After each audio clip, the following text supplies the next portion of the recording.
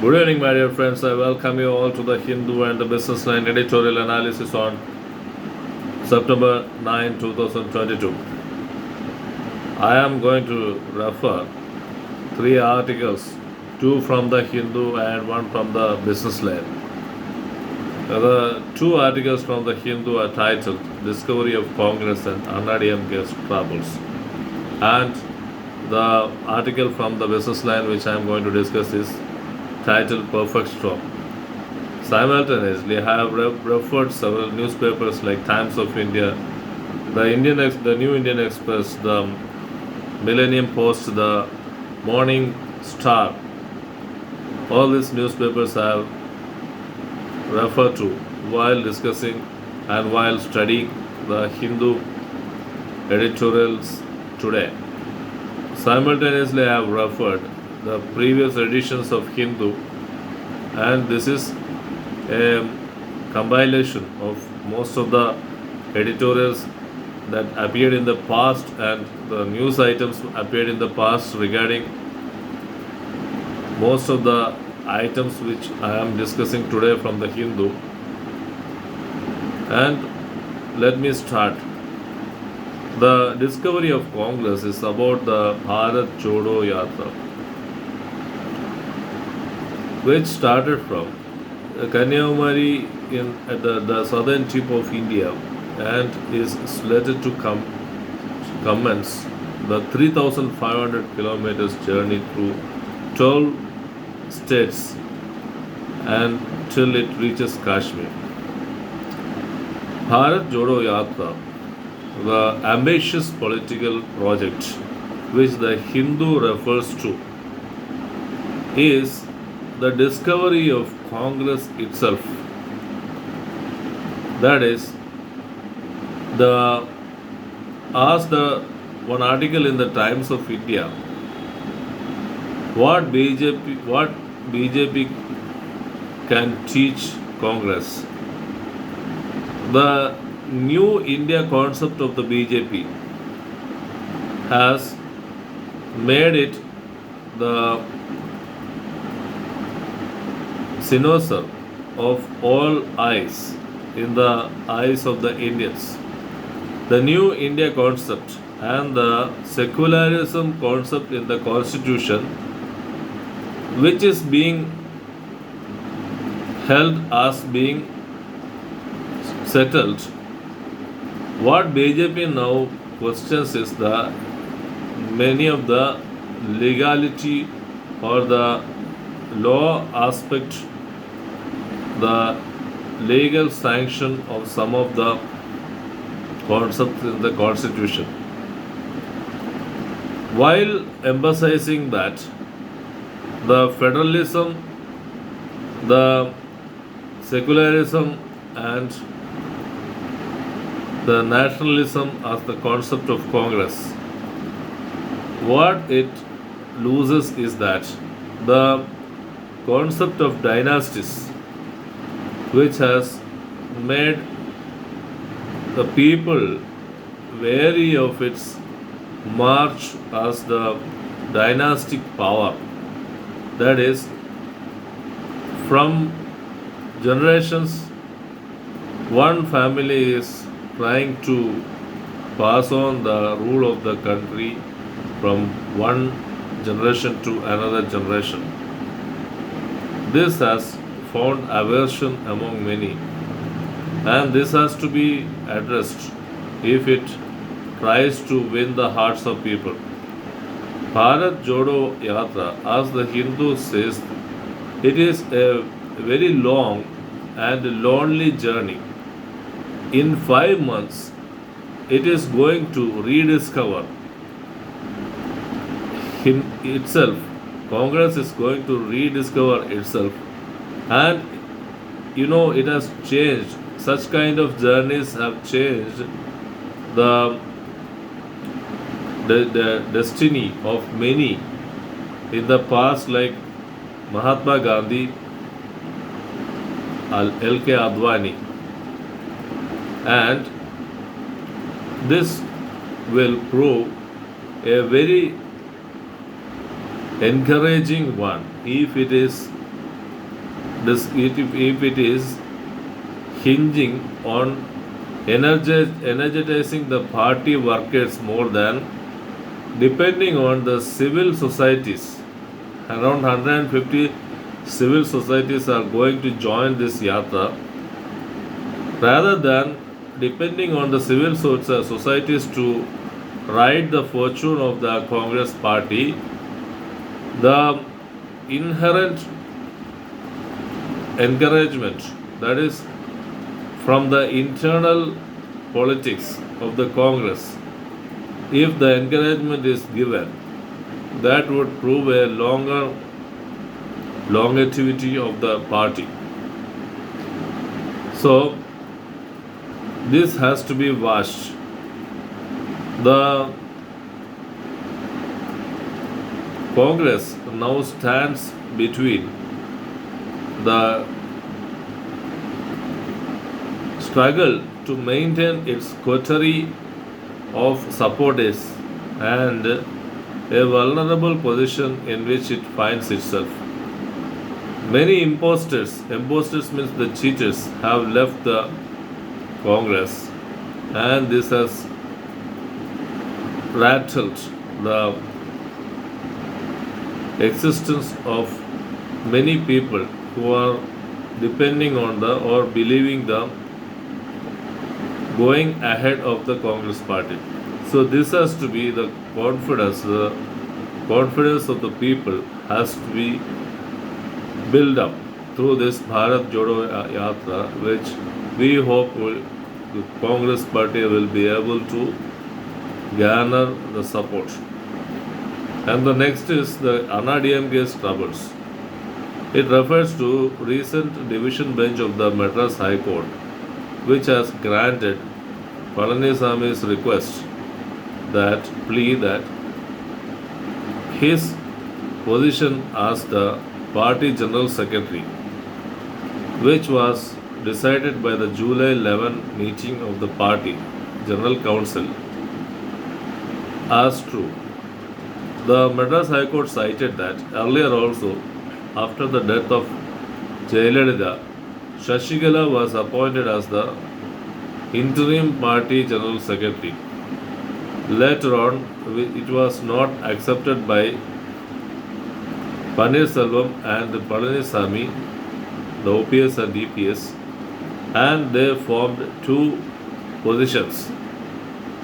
And it was Pannirselvam OPS as the coordinator of the party and EPS as the deputy coordinator or co-coordinator of the party.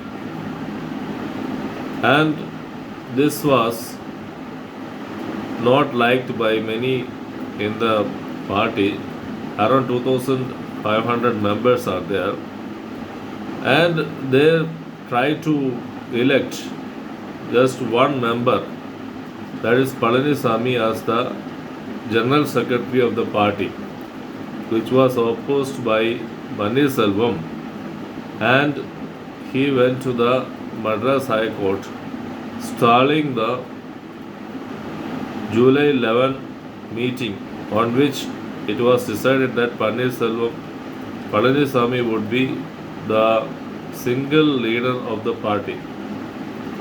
And initially the Madras High Court, in its single bench order, had ordered that the status quo ante of June 2023 should prevail. That is, the Anna-DMK should have two party leaders. The Madras High Court is saying that when the party leadership cannot be run by two people who are having the opposing views, and the position has reached such a level that the two leaders cannot manage the party because of the inner rift and conflicts within the party is such a grievous and serious position. Therefore, Madras High Court has highlighted that Palaniswamy would be the party general secretary. However, much said to be done that Paneerselvam, OPS, is going to appeal to the Supreme Court against this order. The Hindu is saying that the fine balancing of convenience will be with EPS, that is E. Paneerselvam, because Palanisamy, EPS Palanisamy, because what is balancing convenience? Balancing of convenience, my dear friends. Balancing of convenience that the defendant, when the appellant is arguing his case, the defendant will be given a benefit that the judgment in favor of the appellant will not have much detrimental consequences on the defendant. This is balancing of convenience. So, balancing of convenience will always be on favor of EPS. The Hindu editorial is advising Paneerselvam that stop chasing the legal fine print and follow the ideals of the party and fall in line with the majority decision of the party. Though Paneerselvam had introduced Shashikala as the chief minister and Shashikala had entrusted the chief ministership to Palanisamy, however, Palanisamy seems to be the most popular leader of the Anna DMK now. It is to be noted that Anna DMK is going to celebrate the golden jubilee of its party in October. Therefore, it is very much impertinent that the leadership issue is solved at the earliest. Now moving on to the business line, the perfect storm is about Bangalore Mahanagariga's southeastern portion, which is the IT hub, which has come under floods because it has received 250 millimeter of rainfall in the past 4 days.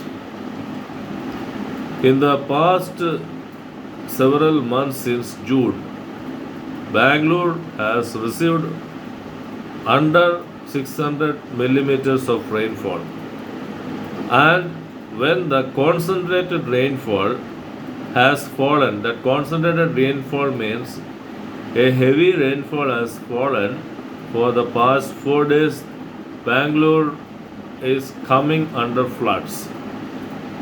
The National Green Tribunal had objected to developing the portions devoted for the IT parks now, that is southeastern region. The topographical region of the Bangalore is not there anywhere in the public domain. There are several the underlying rivers and underlying streams beneath the surface and which is lying there in the IT park region. And when concrete buildings and concrete jungles are being constructed, thus the above normal rainfall is causing the flatter region of the IT parks region to clog the water. It is difficult, Business Line is saying that it is difficult to gut the buildings which has been constructed by filling the rivers and streams. However, it is possible that the newer pathways for the water flow should be made for the streams so that the clogging of the water is prevented. The Indian Meteorological Department as well as the ASAP in South Korea has predicted that five southern states will have above normal rainfall in the coming days. It is very interesting to know that Bangalore, Kochi, these cities are facing the new kinds of flood situation, and many flood related areas are just occurring. There is faulty planning on this aspect. The faulty planning means in Kochi itself, if you see the airport is constructed nearby the Periyar River, which is a very dangerous one.